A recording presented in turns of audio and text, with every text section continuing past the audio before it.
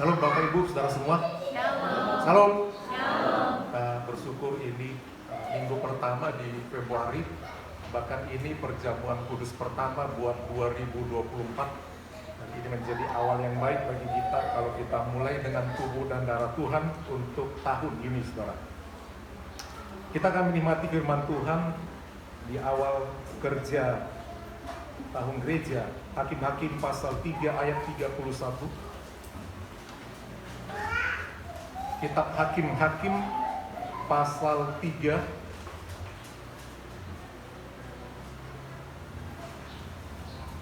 ayat 31. Satu ayat. Saya undang kita semua bangkit berdiri. Silakan berdiri semuanya. Kita akan baca bersama-sama. 1, 2, 3. Sesudah dia bangkitlah Samgar bin Anat. Ia menewaskan orang Filistin dengan tongkat penghalau lembu. 600 orang banyaknya. Demikianlah ia juga menyelamatkan orang Israel. Puji Tuhan, yang berbahagia adalah orang yang mau mendengar firman Tuhan, merenungkannya dan melakukannya. Saudara, Samgar adalah seorang petani. Tetapi dia punya beban untuk menyelamatkan umat Israel. Pada masa Samgar hidup, bangsa Israel tidak punya raja. Setelah Yosua membawa bangsa Israel ke tanah Kanaan dan Yosua meninggal, tidak ada raja pengganti langsung pada waktu itu. Orang berjalan mengikuti pikirannya masing-masing. Dan mereka juga yang sampai ke tanah Kanaan berbeda dengan orang yang ada dalam perjalanan di padang gurun. Yang sampai ke tanah Kanaan, ke tanah perjanjian itu adalah generasi-generasi muda. Mereka tidak pernah mengalami yang namanya peperangan. Ternyata Tuhan mengingatkan bahwa kenyataan hidup di dunia ini bukanlah hidup yang aman. Pasti ada musuh yang mau menjatuhkan. Yang pertama, iman percaya kita kepada Tuhan dan lain sebagainya. Intinya ada musuh yang siap. Firman Tuhan katakan iblis itu ya siang malam ya mengaum ke sana kemari untuk mencari orang yang bisa ditelannya. Oleh sebab itu bangsa Israel yang muda, generasi yang sampai ke tanah Kanaan, perlu dilatih berperang. Artinya untuk kita bisa menang dalam perjalanan hidup di dunia ini, saudara, pasti menghadapi banyak tantangan persoalan. Dan dalam persoalan itu, Tuhan berharap kita menang. Kita menjadi kuat. Baik secara kesehatan, saudara, bahwa manusia itu rawan dengan berbagai penyakit, misalnya dengan virus-virus.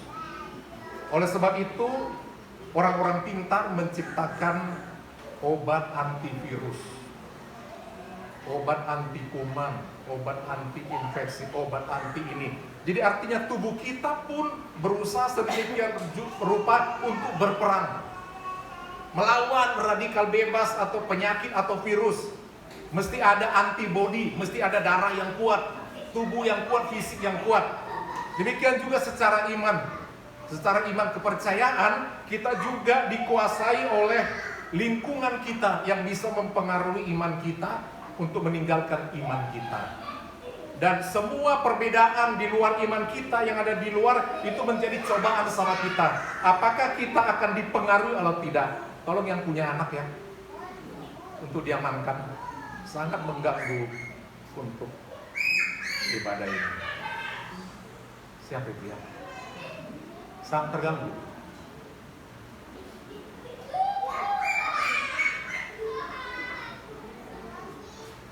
Ya, kita coba untuk konsentrasi. Jadi untuk itu yang generasi yang tidak ikut berperang, Karena Tuhan mau jemaat umat pilihan itu adalah orang yang kuat, orang yang bisa mengalahkan dunia. Kita lihat di pasal 3 ini, ya, Tuhan sengaja tempatkan orang-orang di sekeliling bangsa Israel untuk mencobai mereka. Kita lihat di pasal 3 ayat pertama. Saudara lihat Alkitab saudara, inilah bangsa-bangsa yang dibiarkan Tuhan tinggal untuk mencobai orang Israel itu dengan perantaraan mereka, yakni semua orang Israel yang tidak mengenal perang Kanaan.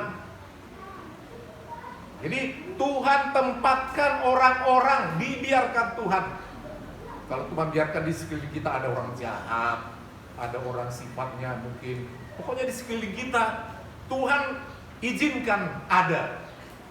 Mungkin Tuhan izinkan ada di rumah kita, di tetangga, di lingkungan, di pekerjaan, di mana-mana. Tuhan bisa izinkan, Tuhan biarkan tinggal untuk mencobai kita. Tuhan Yesus juga dicobai untuk menyatakan apakah dia tulus untuk menyerahkan dirinya sebagai juru selamat. Dengan perantara mereka, dengan perantara bangsa-bangsa asing itu, dikatakan akan mencobai umat Israel. Maksudnya hanyalah supaya keturunan-keturunan orang Israel yang tidak mengenal perang, yang sudah dilatih berperang oleh Tuhan. Tubuh kita ini juga dilatih untuk bisa kuat. Bagaimana untuk bisa kuat? Misalnya, ya, apakah kita kuat antibodi kita? Ya, kita ada di lingkungan yang mungkin tidak sehat, dan tubuh kita akan berusaha untuk berjuang melawan semua lingkungan yang tidak sehat. Jadi ada kekuatan, dilatih. Anak-anak juga dilatih untuk bisa menjadi kuat. Ya. Kita harus lepas dia keluar mungkin, untuk bisa tahan matahari, mungkin untuk tahan hujan, untuk tulangnya kuat kita lepas mungkin lari-lari. Jadi semua membutuhkan latihan. Seorang olahragawan untuk bisa dia menang, dia perlu latihan. Dia perlu dilatih dengan lawan. Mula-mula lawan yang kecil, lama-lama makin yang berat. Terus yang lama-lama yang sekian kilo dan lain sebagainya, dilatih, dicari lawannya. Dan dengan itu dia berperang, dan akan kelihatan apakah dia menang menjadi juara atau tidak. Demikian juga saudara dalam kerohanian kita. Jangan sempat ketika Tuhan izinkan ada persoalan, kita berperang dan ternyata kita kalah, kita mundur, tidak lagi mungkin seiman, tidak lagi datang kepada Tuhan. Jadi Tuhan mau kita adalah orang-orang yang siap berperang, karena kenyataannya dalam hidup ini tidak aman-aman. Pengaruh lingkungan mempengaruhi kita, mempengaruhi iman kita. Jadi ada bangsa-bangsa, ayat 4, mereka itu ada di sana. Ayat 4, perhatikan Alkitab saudara, Hakim-Hakim pasal 3. Mereka itu ada di sana supaya artinya bangsa-bangsa itu mencobai orang Israel dengan perantara mereka, untuk mengetahui apakah mereka mendengarkan perintah yang diberikan Tuhan kepada nenek moyang mereka dengan perantaraan Musa. Musa sudah meninggal, tapi firman Tuhan, nasihat yang diberikan oleh Musa kepada nenek moyang, kalau mungkin orang-orang tua kita, opung-opung kita udah Kristen, nasihat ada kepada kita, apakah masih kita pegang kuat? Apakah kita teruskan ke anak-anak kita iman itu perlu diuji. Ayat kelima dikatakan, demikianlah orang Israel itu diam di tengah-tengah orang Kanaan. Sampai sekarang ya. Orang Het, orang Amori, orang Feris, orang Hewi, orang Yebus. Mereka diam di tengah-tengah, ya, bangsa-bangsa kafir. Di situ ada Filistin, masuk kelompok-kelompok mereka. Dan ternyata karena mereka tinggal di tengah-tengah bangsa itu, mulai dipengaruhi.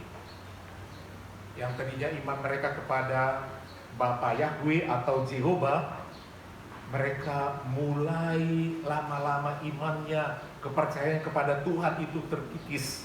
Sehingga di ayat yang ke-6,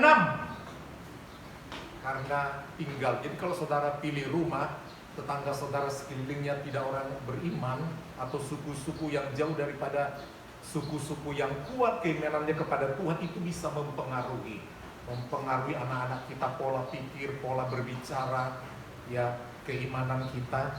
Ayat ke-6 dikatakan mereka mengambil anak-anak perempuan orang-orang itu menjadi istri mereka. Kemudian, dan memberikan anak-anak perempuan mereka kepada anak-anak lelaki orang-orang itu, serta beribadah kepada Allah orang-orang itu. Jadi di situ anak Tuhan itu tinggal di lingkungan 5 bangsa yang lain imannya, lain sukunya, lain logatnya, lain budayanya, bahasanya lain. Dan setelah dilihat, wah, rupanya ada yang lebih bagus budayanya, ada lebih indah, ada lebih cantik, ada lebih ganteng, wah, ada keterampilan binasa dan lain sebagainya, kebiasaan-kebiasaan itu. Mereka beribadahnya seperti ini, kalau kami begini, mereka dewanya, dewinya ini semua ada ratusan kepercayaan pada waktu itu. Dan akhirnya apa yang terjadi? Bangsa Israel menyerahkan anak-anak perempuannya kepada bangsa-bangsa kafir itu. Dan orang-orang sana juga menyerahkan anak-anak perempuannya kepada anak-anak muda Yahudi. Dan akibatnya setelah itu bukan orang Israel yang mempengaruhi iman orang itu. Tidak satu pun yang dimenangkan jiwa. Apa yang terjadi? Mereka tidak lagi beribadah kepada Tuhan. Mereka beribadah kepada Allah-Allah orang itu. Allah-Allah banyak agama-agama mereka. Tidak ada lagi yang datang sama Tuhan. Raja tidak ada lagi, Yosua tidak ada. Kemudian bagaimana dalam masa kekelaman itu? Semua orang bertindak semaunya. Bertindak semaunya. Dan pada masa itu muncullah masa yang disebut hakim-hakim yang digerakkan oleh Tuhan. Itulah sehingga tertulis kitab Hakim-Hakim. Ada kitab disebut raja-raja, di situ diceritakan tentang raja ini, raja ini, raja ini. Habis raja itu udah mati yang dipimpin oleh Tuhan. Muncullah kebejatan moral. Tidak ada lagi raja, rajanya beriman, rakyat beriman, raja tidak beriman, rakyat tidak beriman. Dan sekarang raja tidak ada lagi. Semua orang menjadi penyembah berhala. Tuhan gerakkan pada waktu itu, mulai ayat 7 sampai ke 11, muncul tokoh-tokoh. Tokoh yang pertama dikatakan Otniel. Dia berperang, melawan bangsa-bangsa di sekeliling itu. Dan Otniel menang. Kemudian dikatakan amanlah orang Israel 40 tahun selama Otniel hidup. Otniel mati, bangsa Israel kembali melakukan yang jahat. Jadi pengaruh figur pemimpin itu kuat. Pengaruh pemimpin yang ngomong itu sebabnya bangsa Israel satu kelebihannya mau mendengar pemimpinnya. Kemudian meninggallah Otniel, muncul Hud. Dia pun berperang lagi. Dia katakan semua kita harus datang kepada Tuhan. Dan Tuhan menangkan mereka. Tewas 10.000 orang. Dan amanlah kerajaan itu orang Israel selama 80 tahun dan seterusnya.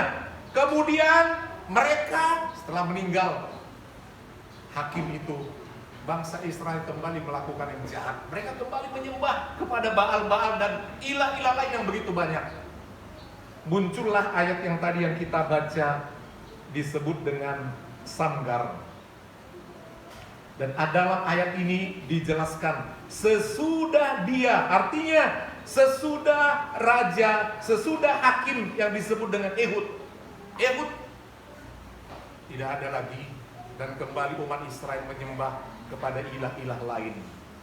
Muncul orang yang jauh berbeda, bukan orang yang berpendidikan seperti yang sebelumnya. Samgar kalau dibandingkan dengan Simpson tidak ada apa-apanya.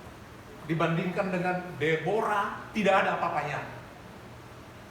Dan lain sebagainya, dibandingkan dengan Hakim-hakim sebelumnya tidak ada artinya. Di sini dikatakan sesudah dia bangkitlah Samgar bin Anat, ia menewaskan orang Filistin dengan tongkat penghalau lembu. Hanya dengan tongkat penghalau lembu. 600 orang banyaknya yang tewas pada waktu itu dibuat oleh seorang yang bernama Samgar. Yang mau kita lihat pada hari ini menjadi bekal firman Tuhan adalah bahwa kita ini adalah orang yang berharga di mata manusia, keren di mata manusia, hebat di mata manusia, belum tentu hebat di mata Allah. Di mata manusia, Samgar hanyalah seorang petani. Bangsa Israel semua sudah pada jatuh. Tetapi Tuhan menggerakkan, menguji Samgar apakah dia mau menyelamatkan bangsa Israel, mau memimpin bangsa Israel, mau berperang melawan bangsa Filistin yang disebut sekarang Palestina. Dan dia serahkan hidupnya kepada Tuhan, tetapi dia hanyalah seorang petani. Petani kalau mau bertani pada zaman itu, dia harus membajak. Dan untuk membajak, salah satu peralatan yang ada pada dia adalah disebut adalah tongkat penghalau lembu. Lembulah dipakai untuk membajak. Ketika lembu itu bekerja membajak, berputar di lahan yang ada, kadang-kadang lembu itu melawan.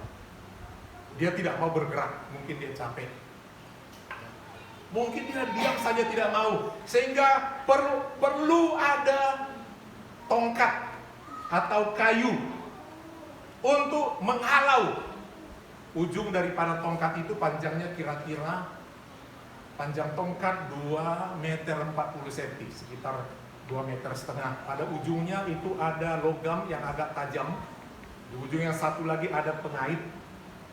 Jadi kalau lembu itu kulitnya kan agak tajam.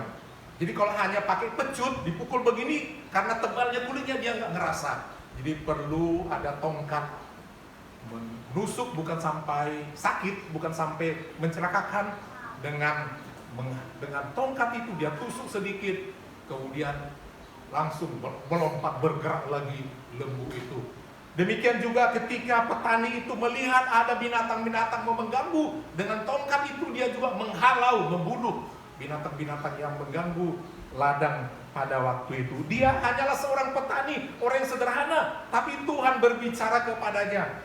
Samgar, arti Samgar adalah pedang. Kau akan kujadikan orang yang bisa menyelamatkan bangsa Israel. Orang yang sederhana dipakai oleh Tuhan untuk satu tugas yang mulia, menyelamatkan orang Israel. Bagaimana untuk menghalau musuh Filistin yang ada di sekeliling mereka, yang mengganggu karena seringkali merampas ladang mereka, merampok dan lain sebagainya. Mereka tidak tenang, hasil pertanian diambil, sehingga muncullah Samgar itu. Dan dengan tongkat penghalau itu dia tampil ke depan dengan urapan Tuhan. Dia katakan membunuh 600 orang-orang yang gagah, orang-orang yang terpenting, orang-orang yang sangat kuat. Dan karena orang-orang kuat yang 600 orang itu jumlahnya udah tumbang, maka amanlah, selamatlah bangsa Israel. Dan selanjutnya sejak saat itu mereka kembali beriman kepada Tuhan. Mereka kembali percaya kepada Tuhan. Mereka diberkati, telah menjadi aman. Jadi bagi kita sebagai anak-anak Tuhan, perlu hal yang kita ingat bahwa kita ini akan menjadi berharga kalau kita serahkan diri kita kepada Tuhan. Dan apa yang ada pada kita, walaupun itu dianggap manusia nggak ada apa-apanya, hanya tongkat penghalau lembu, itu yang ada pada kita. Mungkin kita melihat, materi kita nggak ada apa-apanya, ilmu kita, pengetahuan kita, pendidikan kita nggak ada apa-apanya. Tapi kalau itu ada di tangan Tuhan, bisa dipakai Tuhan. Nomor satu, bagaimana supaya keluarga kita diselamatkan, bangsa kita, kampung kita, gereja kita memperoleh apa yang disebut keselamatan kita, membuat orang diselamatkan. Kalau ada orang yang mulai lemah imannya, kita dipakai oleh Tuhan dengan keberadaan kita. Mungkin kita orang yang sederhana, kita selamatkan orang itu, artinya kita jangkau orang itu untuk berbalik kepada Tuhan. Dipakai sanggar yang sangat sederhana, di tangannya yang ada. Mungkin dia berkata, Tuhan, bagaimana aku mungkin berperang? Aku bukan army, aku bukan prajurit, aku tidak pernah punya latihan perang, aku tidak biasa juga berkelahi menghadapi orang-orang yang punya ketangkasan seperti itu. Tetapi dia percaya akan satu panggilan Tuhan dalam dirinya. Dia percaya, namanya juga Tuhan, dia Maha Kuasa. Dia bisa melakukan mujizat bagi bangsa kami Israel dulu. Ketika kami keluar dari Mesir, nenek moyang kami selalu cerita ini. Dan ada kuasa ketika Musa memiliki tongkat Musa, tongkat Allah. Dia bisa menyelamatkan. Kalau Musa bisa menyelamatkan bangsa Israel dengan tongkatnya, bukankah Musa itu ketika dia mau membebaskan bangsa Israel dengan memberikan 10 tulah, dengan tongkat Allah yang di tangannya itu, dia bisa melakukan mujizat.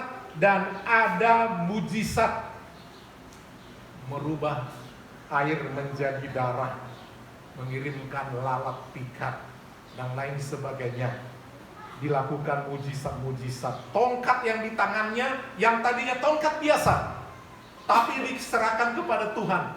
Satu kali Tuhan bilang sama dia, ketika Musa takut untuk memimpin bangsa Israel, aku orang yang tidak tahu berbicara, aku orang yang petah lidah.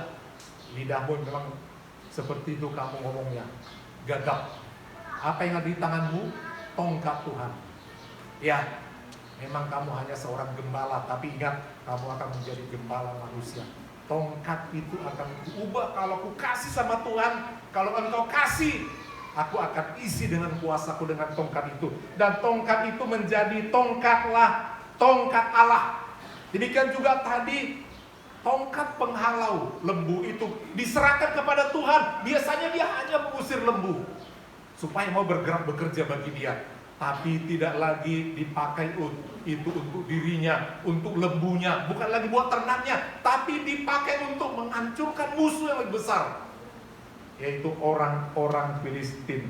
Dalam Keluaran pasal 4 ayat 20, kita bisa melihat di situ bagaimana tongkat yang biasa dipakai oleh Musa diserahkan kepada Tuhan menjadi tongkat yang luar biasa. Mari kita buka kitab Keluaran kita, Keluaran pasal 4 ayat 20. Mari kita lihat di Alkitab, tolong teksnya. Keluaran pasal 4 ayat 20. Kemudian Musa mengajak istri dan anak-anaknya laki-laki, yang perempuan gak diajak, lalu menaikkan mereka ke atas keledai, dan ia kembali ke tanah Mesir. Dan tongkat Allah itu dipegangnya di tangannya. Tongkat biasa, tapi dia sudah diisi oleh kuasa Tuhan. Apa yang ada pada tanganmu? Kamu memang orang sederhana, hari-hari hanya megang cangkol. Mungkin dibilang sama kita, kau hari-hari hanya megang motor. Kalau itu pekerjaan kita. Kau hari-hari hanya megang gerobak. Mungkin itu pekerjaan kita. Kau hari-hari hanya megang komputer dalam bekerja. Tapi jangan lupa, kalau Tuhan kasih keahlian kita itu untuk Tuhan, melalui apa yang kita pegang, melalui keahlian kita, kita bisa menyelamatkan orang. Amin Bapak Ibu. Bisa membunuh musuh-musuh. Bisa. Musa sanggup menyelamatkan bangsa Israel dengan kuasa Tuhan melalui tongkat yang ada pada tangannya. Dalam Keluaran 17 ayat ke-9, masih kitab Keluaran ini menceritakan tentang bagaimana Musa memimpin bangsa Israel dengan tongkat. Keluaran pasal 17 ayat 9, Musa berkata kepada Yosua, pilihlah orang-orang bagi kita. Ini mau merekrut, menjadi pendamping, menjadi majelis, menjadi tua-tua, orang-orang bagi kita. Lalu keluarlah Pilihlah orang-orang bagi kita, lalu keluarlah berperang melawan orang Amalek. Pada zaman itu bangsa Amalek yang menjadi musuh orang Israel. Jadi dari dulu bangsa Israel itu berperang, itu hidup ini, saudara. Tidak ada hari tanpa berperang. Amin. Dari mulai bangun kita pasti ada peperangan dalam batin, dalam pikiran kita, dalam lingkungan kita. Tapi ingat, anak Tuhan harus menang. Amin. Harus menang. Ada penyakit, harus menang. Jangan kita langsung berputus asa, berusaha melakukan yang terbaik. Kita harus menang sampai Tuhan izinkan kita berhenti. Besok kau maju, tapi ingat, aku gak ikut maju, aku sudah tua sekali. Kau generasi penerusnya. Besok aku akan berdiri di puncak bukit itu. Itu sehari sebelumnya. Dia bilang, besok kau berperang ya, kau jenderal. Tapi jangan lupa, kau memang jenderal, kau berperang. Kuasamu mau menang di peperangan bukan pada dirimu. Kau memang maju, tapi kuasa untuk menang ada di tanganku. Ada di tangan Tuhan yang dikasih kepadaku kuasa itu. Selagi aku masih hidup, pasti menang. Besok aku akan berdiri di puncak bukit itu. Dia di bukit melihat Yosua berperang di bawah. Dengan memegang tongkat Allah di tanganku. Haleluya. Amin. Ada kuasa. Kau berperang. Dan ketika tongkat itu diangkat, bangsa Israel menang. Dan kalau dia sudah lelah, pegang namanya manusia, turun. Langsung kuasa Tuhan pun turun. Kalah. Jadi perjuangan Musa adalah tetap tegakkan tongkat, artinya kuasa. Selama kuasa roh Tuhan itu ada, bangsa Israel mengalami kemenangan. Jadi bukan mudah berperang itu. Kita harus punya kuasa yang lebih besar daripada kuasa di lingkungan kita. Baru menang. Amin. Miliki kuasa itu. Jangan katakan aku gak bisa apa-apa. Apa yang ada pada kita itu dipakai. Jadi sesuai dengan profesi itu dipakai Tuhan kita untuk berperang.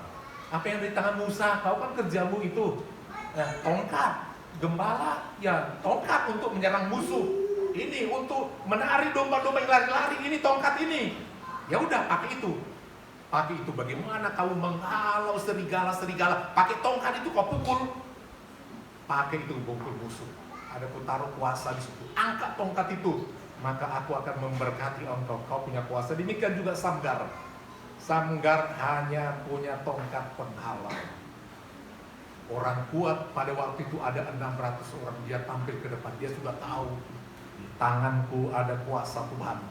Aku akan maju dan orang Israel akan melihat aku mungkin selama ini tidak dianggap apa-apa sama orang itu. Hanya petani, gak ada dianggap apa-apa. Tapi hari ini dia mau maju mengatakan kepada bangsa Israel, berbalik kepada Tuhan, percaya kepada Tuhan. Hari ini datang penyelamat. Aku datang untuk menyelamat semua kalian. Karena Tuhan ada pada kita saat ini. Dia pun maju memenangkannya. Kemudian bangsa Israel pun diselamatkan. Demikianlah ia juga menyelamatkan orang Israel. Musuh dikalahkan, Israel diselamatkan. Dalam hidup ini saudara, Tuhan izinkan ada lingkungan kita yang mempengaruhi. Tuhan izinkan. Apakah kita orang kuat? Saudara mau mengikuti satu kejuaraan apapun menjadi juara, selalu ada babak pertama untuk mendapatkan ikut dalam satu perlombaan. Babak pertama apa? Babak penyisihan. Kalau kita mau juga menjadi untuk melamar atau mau masuk satu perguruan tinggi, babak pertama adalah seleksi administrasi. Kan itu dulu. Seleksi dulu.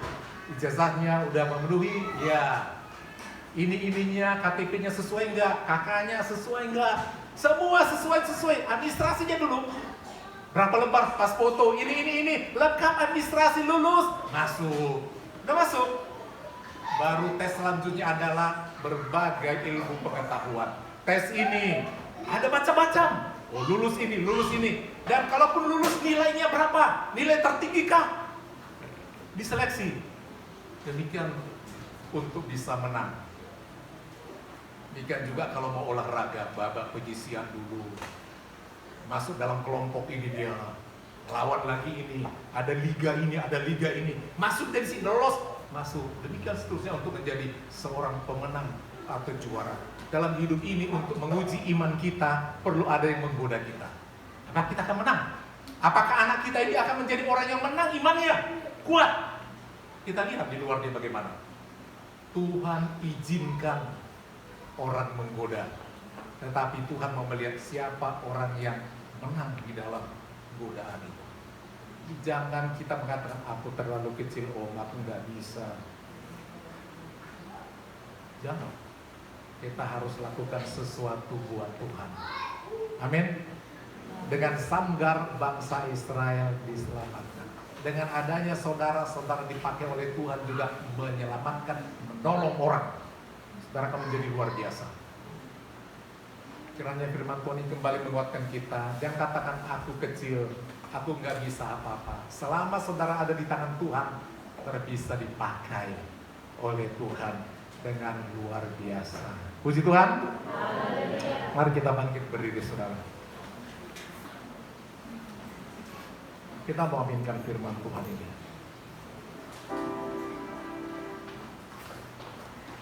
Segala perkaraku kuserahkan padamu, Allah pembelaku.